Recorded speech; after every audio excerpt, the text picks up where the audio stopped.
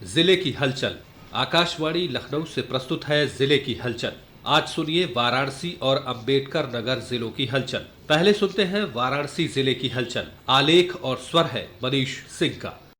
वाराणसी में प्रधानमंत्री नरेंद्र मोदी ने 11 अप्रैल को मेहदीगंज जनसभा स्थल से बनास अमूल से जुड़े प्रदेश के 2,70,000 किसानों को 106 करोड़ का बोनस राशि बटन दबाकर उनके बैंक खातों में ट्रांसफर किया। इस दौरान गुजरात विधानसभा के अध्यक्ष व बनास डेयरी के चेयरमैन शंकर भाई चौधरी भी मंच पर मौजूद रहे। इसके साथ ही प्रधानमंत्री ने 3 जीआई उत्पादों को सर्टिफिकेट व 70+3 बुजुर्गों को अपने हाथ से आयुष्मान कार्ड भी उपलब्ध कराए। आयुष्मान कार्ड हाथों में मिलते ही बुजुर्गों के चेहरे खुशी से खिल उठे। इसके बाद प्रधानमंत्री नरेंद्र मोदी ने काशी को 3884.18 करोड़ की कुल 44 विकास परियोजनाओं का लोकार्पण व शिलान्यास कर सौगात दी। इस दौरान प्रधानमंत्री नरेंद्र मोदी ने कहा कि काशी के विकास ने नई गति पकड़ी है। इसने आधुनिक विरासत को संजोया है और भविष्य को उज्जवल बनाने की दिशा में कदम बढ़ाया है। काशी प्रगतिशील भी है, पूर्वांचल के आर्थिक नक्शे के केंद्र में है। काशी के स्वयं महादेव रखवाले हैं। उन्होंने कहा कि पूर्वांचल के अनेक हिस्सों में जुड़ी ढेर सारी परियोजनाओं का लोकार्पण और शिलान्यास हुआ है। कनेक्टिविटी को मजबूत देने वाले अनेक इंफ्रास्ट्रक्चर प्रोजेक्ट, गांव-गांव हर घर नल से जल पहुंचाने का अभियान,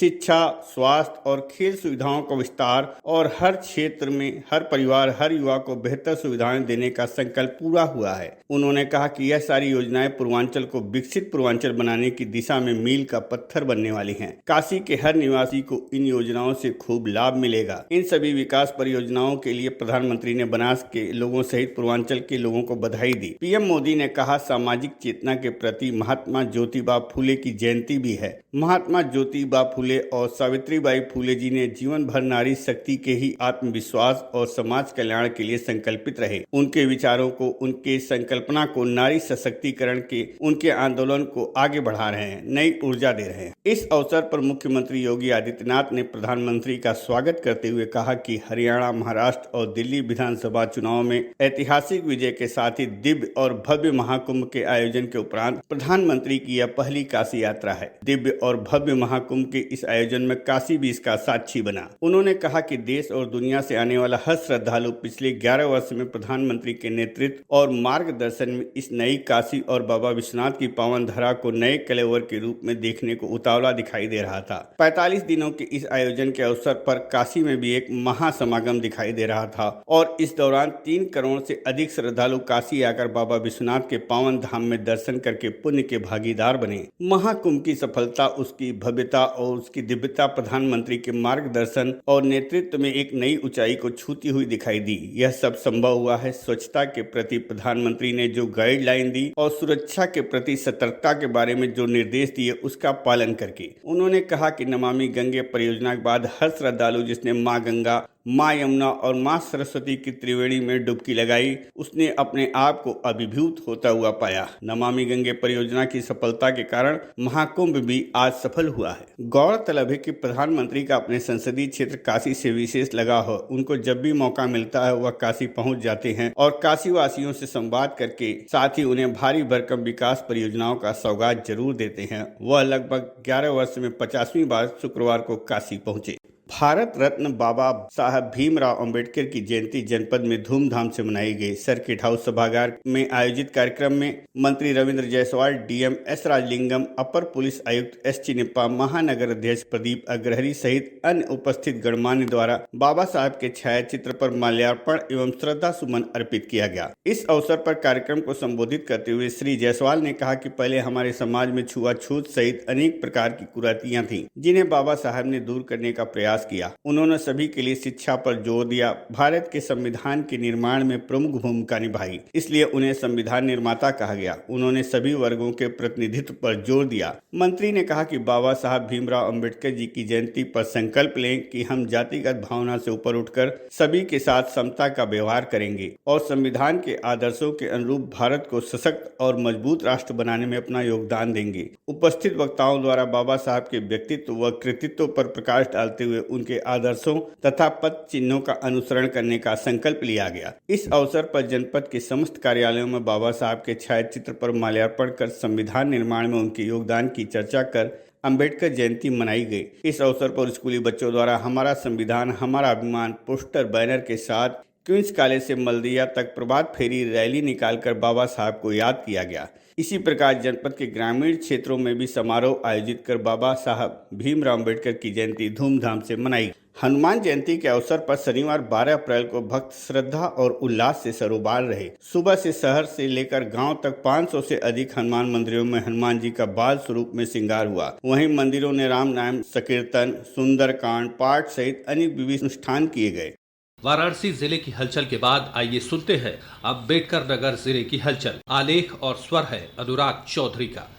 राज्य सरकार के सेवा सुरक्षा और सुशासन नीति के 8 वर्ष एवं केंद्र सरकार के 10 वर्ष पूर्ण होने पर अंबेडकर नगर में 3 दिवसीय भव्य कार्यक्रम का आयोजन किया गया। कार्यक्रम के प्रथम दिन लोहिया भवन सभागार में भव्य सांस्कृतिक कार्यक्रमों का आयोजन किया गया। जिलाधिकारी अविनाश सिंह तथा पुलिस अधीक्षक केशव कुमार द्वारा अपर जिलाधिकारी डॉक्टर सदानंद गुप्ता अन्य अधिकारियों की उपस्थिति में मां सरस्वती की प्रतिमा के सम्मुख दीप प्रज्वलित कर कार्यक्रम का शुभारंभ किया गया। कार्यक्रम में सूचना एवं सांस्कृतिक विभाग से पंजीकृत कलाकारों द्वारा लोक नृत्य तथा लोक गायन की प्रस्तुति की गई।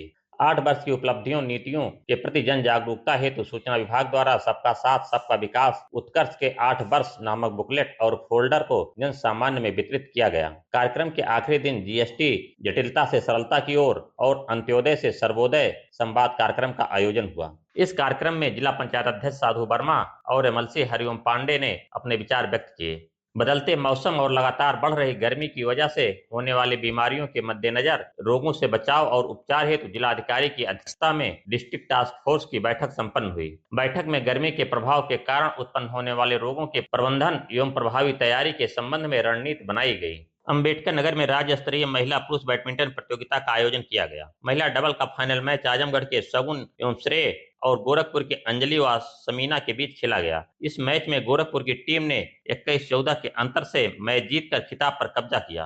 पुरुष डबल का फाइनल मैच आजमगढ़ के प्रशांत सिंह और उदय प्रताप पांडे और वाराणसी के श्रेयांश एवं शुभम के बीच खेला गया। इस मैच में आजमगढ़ की टीम ने जीत हासिल की।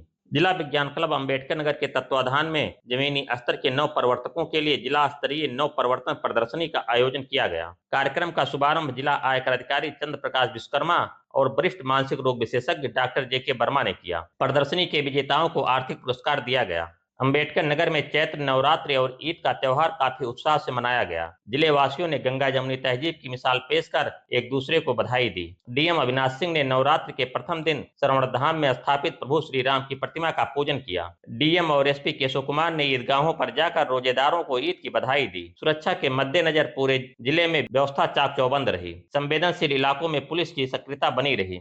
अंबेडकर नगर में संचारी रोग नियंत्रण अभियान का शुभारंभ 1 अप्रैल को किया गया। यह अभियान 30 अप्रैल तक चलेगा। विधायक धर्मराज निषाद ने इस अभियान का शुभारंभ किया। इस अभियान का मुख्य थीम है स्वस्थ व्यवहार को अपनाना है, संचारी रोगों को हराना है। इस दौरान जिलाधिकारी ने साफ सफाई का ध्यान रखने और दूसरों को सफाई के प्रति प्रेरित करने के लिए शपथ दिलाई।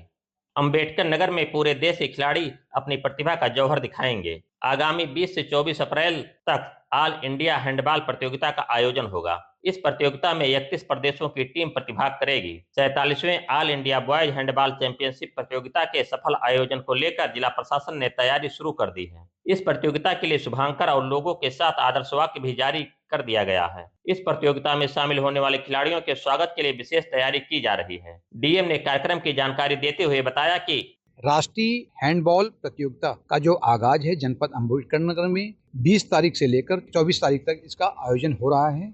और इसमें सबसे अच्छी बात यह है कि यहाँ पर बड़ी संख्या में सेलेक्टर्स भी आएंगे और यहाँ से एक नई नेशनल टीम का चयन भी किया जाएगा, जो टीम यहाँ से इंटरनेशनल मैच खेलने के लिए सीधे ओमान को जाएगी। अंबेडकर नगर दौरे पर आए मंत्री दानिश आजाद अंसारी ने वक्फ संशोधन अधिनियम को मुस्लिम समाज के लिए अच्छा कदम बताया। दानिश अंसारी ने कहा कि विपक्ष जानबूझकर जनता को गुमराह कर रहा है। वक्फ संशोधन अधिनियम ये मुस्लिम समाज के लिए बहुत ही एक अहम कदम जो मोदी सरकार ने उठाया है। मुझे लगता है कि आम मुसलमान पूरी तरीके से इसके साथ, कुछ खास राजनीतिक दल अपने निजी राजनीतिक स्वार्थ के लिए, मुस्लिम समाज के जो नेता है जो अपने खास लालच के लिए, अपने स्वार्थ के लिए इसका विरोध कर रहे हैं। यह था आकाशवाणी लखनऊ के क्षेत्रीय समाचार एकांश द्वारा प्रस्तुत जिले की हलचल का आज का अंक।